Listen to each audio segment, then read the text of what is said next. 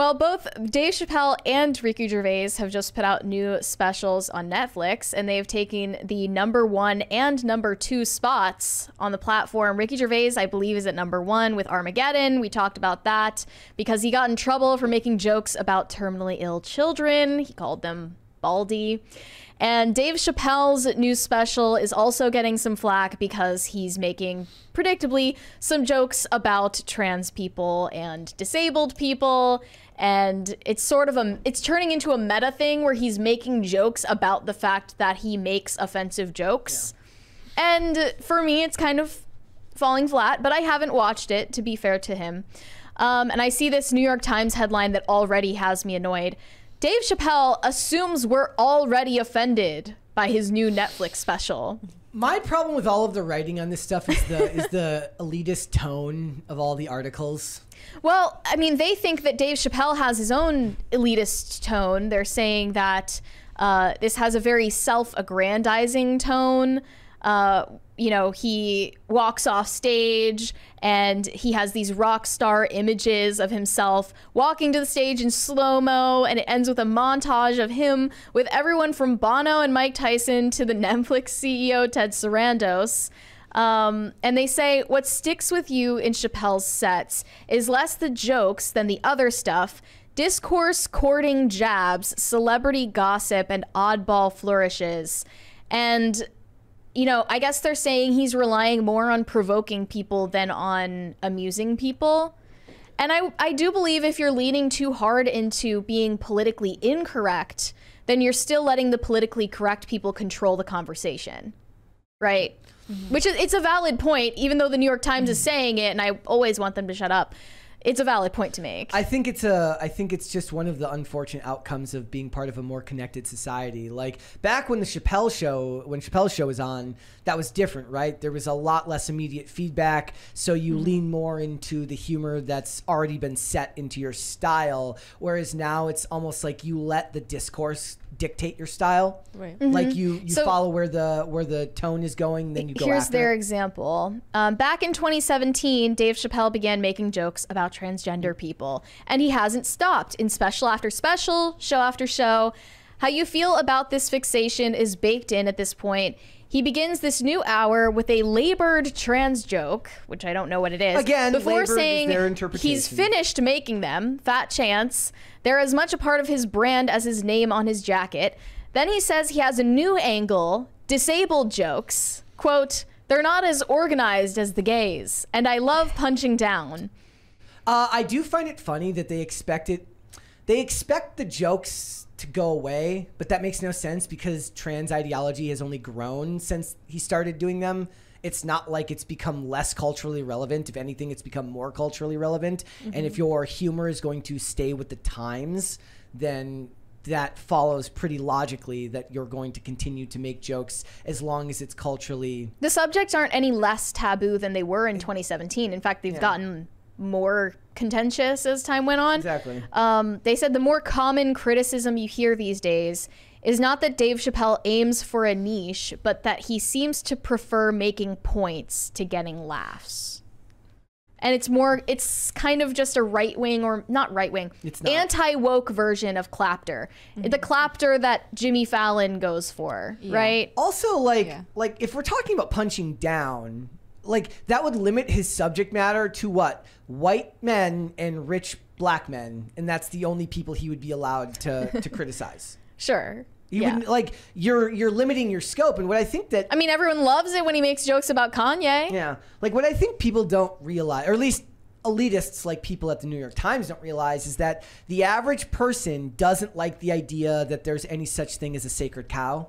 Like, if you all exist in a supposedly equal society, everyone has to be willing to be made fun of, right? Mm-hmm. Like, when we do this show, we have to be willing to look, people make a lot of memes about the jokes get made at our expense, jokes get made at my expense, and that's just part of being an adult. And like, if you don't want that, don't do anything, don't say anything, don't have an opinion on anything, stay out of the public arena altogether, and you can just wallow in not being heard. But if you want to be heard, then you have to be willing to get some pushback. The problem is, if you hate these anti-woke star comics so much, present a better alternative.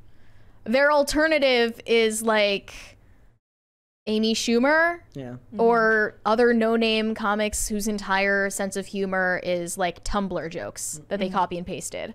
Yeah. It's not original. You could do it better, but you won't, because, you know, humor is based in truth and you're not like living in team reality. Like, you're not on team reality. You live in a delusion, so you can't make jokes that actually disarm people.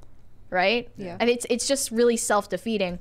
And then this article turned to target Ricky Gervais as well. They said he released a dutifully predictable collection of jokes about supposedly taboo subjects. That special Armageddon makes Dave Chappelle look fascinating by comparison. He trots out complaints about people being easily offended before setting up bits that lean so hard on the assumption of that response that there isn't much more to them. His fans eat it up. But what's striking about this hour is the justifications, defensive explanations, the spelling out of themes. Fine, make your Holocaust and pedophile jokes, but how about show, don't tell? I would like him to take the new challenge. I would like to see a revival of Chappelle Show.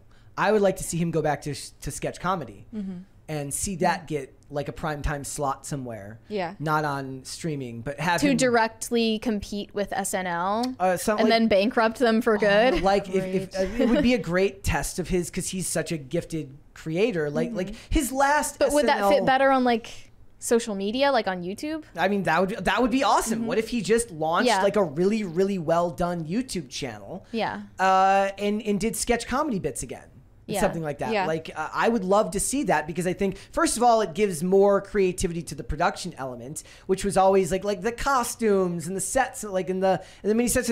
I would love to see him and Key and Peele go back to doing sketch comedy that was more representative of the time when they were in their prime, right? As far as creators, granted, all of them have moved away from that now, and that's not really Jordan Peele isn't funny anymore. It's not their bag, and because it came up when we were watching.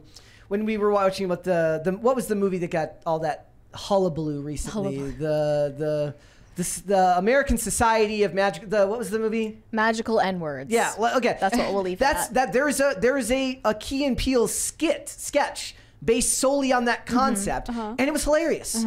And there's endless Chappelle. You know, like before memes existed, people my age just shouted Chappelle quotes at each other across the room. That's the joke. Right? And to see him go back to that format, I think like if he could take today's topics and work it into that format, he could have an entirely new revival. Well, what do you think of Ricky Gervais's own recommendation, which is that they co-host the Oscars together? It would be first of all, it would never happen, and it would be stupid, because if they were allowed to do it, that just means the establishment allowed you to do it. Well, So Ricky it's not cool Gervais's anymore. monologue at the Golden Globes in what was that, 2018, was actually, it seemed like he did get one over on them, Wasn't and that they 2020? were uncomfortable. I think that was 2020. Sorry, 2020. 2020. Like, that seemed like he had to have lied about what his monologue said to get that greenlit. It was always funny Right? too, because People were visibly uncomfortable and shocked. the only person who looked like that thought that was funny as all was Adam Driver. Everybody else was really Yeah. uncomfortable. And Adam Driver's like, I was in the military. Yes. This is funny. Yeah. Like, And could he pull that off again 3 years later, or 4 years later, I guess now? I just, I would love to see these guys move to, because Gervais has that television, has that Netflix show that was pretty popular. And What show? the one, I don't remember what it was called, but he has a show on Netflix that's popular. So they can do the other mediums, right? But Chappelle's true gift in the beginning was acting, you know, and like, maybe I'll watch Half Baked this weekend. Maybe that's what I'll do. But like, you know, was the Chappelle show, which You ever was see Screwed also? yes. With Norm Macdonald? Yeah. Yep. Well, that's what I'm saying. Oh man, R.I.P. R.I.P. Rip Norm Macdonald. But like to see them go back to the medium that actually Yeah. made them famous. Or more famous would be fantastic, and it would lead for more. Plus, it also, what it would do is it would put the onus on other performers. Are you willing to co-sign this? And because back in the day, they would have no problem going on the Chappelle show and saying something controversial because it was a less controversial time.